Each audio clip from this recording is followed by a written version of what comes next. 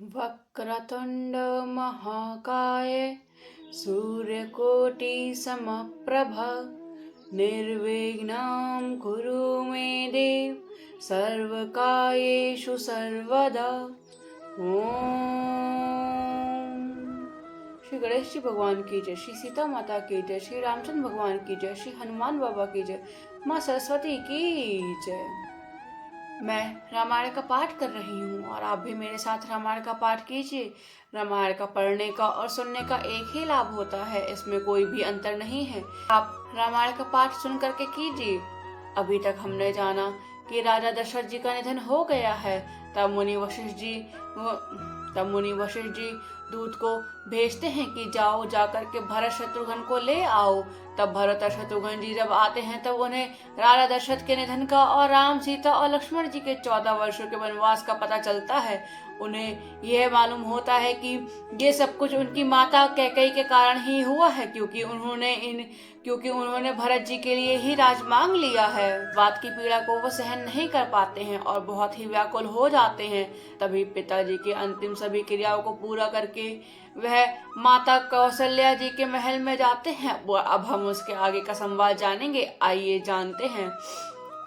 तब भरत जी कहते हैं, मुझे समझ नहीं आता माता को ऐसा क्या सूझा जो उन्होंने श्री रामचंद्र जी के लिए लक्ष्मण और सीता जी के लिए वनवास में डाल दिया।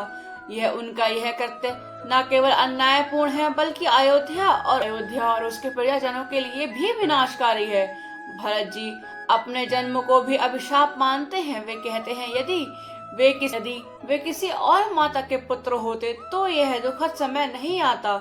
उनकी यह भावना उनके हृदय की सच्चाई और श्री राम जी के प्रति उनके गहरे प्रेम को दिखाती है। भरत जी अपनी माता कैकेयी के कृत्य से न केवल क्रोधित हैं बल्कि गहरे रूप से दुखी भी हैं। वे कहते हैं माता ने जो कुछ भी किया है वह अच्छेम है। माँ ने स्वार्थवश जो वरदान मांगे उसे न केवल पिताजी का स्वर्गवास हुआ बल्कि श्री राम लक्ष्मण और सीता जी को वनवास की यातना भी सहन करनी पड़ रही है।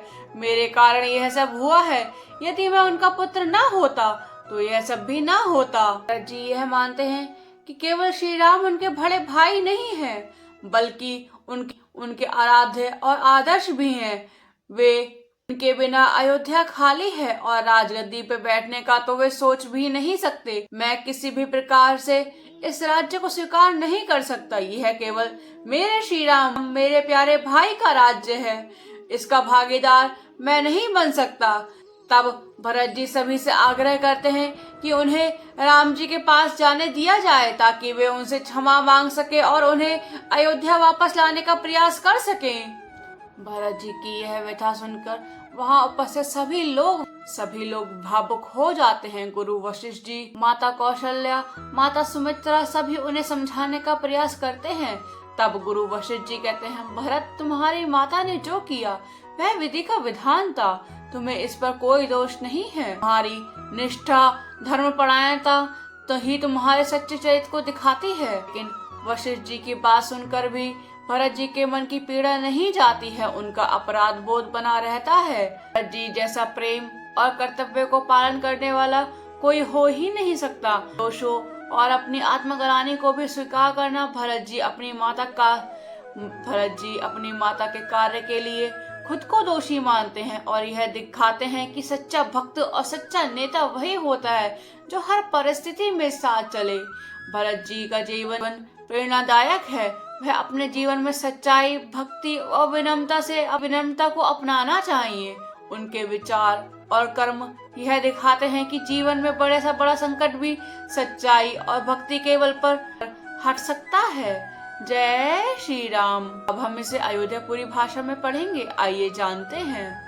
कैकेयी भवतनु अनुरागे पावर प्राण अघई अभागे जो प्रिय बरहि प्राण प्रिय लागे देखब सुनब बहुत अब आगे लखन राम सिय कहु बनु दीना पठी अमरीना ग्लीन विधापन अपजसु आपु दीने उपजहि शोक संतापु मोहि दीन सुख सुजसु सुरा सुजसु सुराजू कीन के कई सब कर काजू एहि ते मोर काहा बनी का ते पर देन कहू तुम टीका कह कई जठर जन्म जग माही जय यह मोहि कह कुछ अनुचित नाही मोरी बात सब विधि बनाई फिर जपाच कत करऊ सराई पुनि बात बस तेहि पुनि बिछरी मार तेहि पेरियाई बारुनि कहू कहा उपचार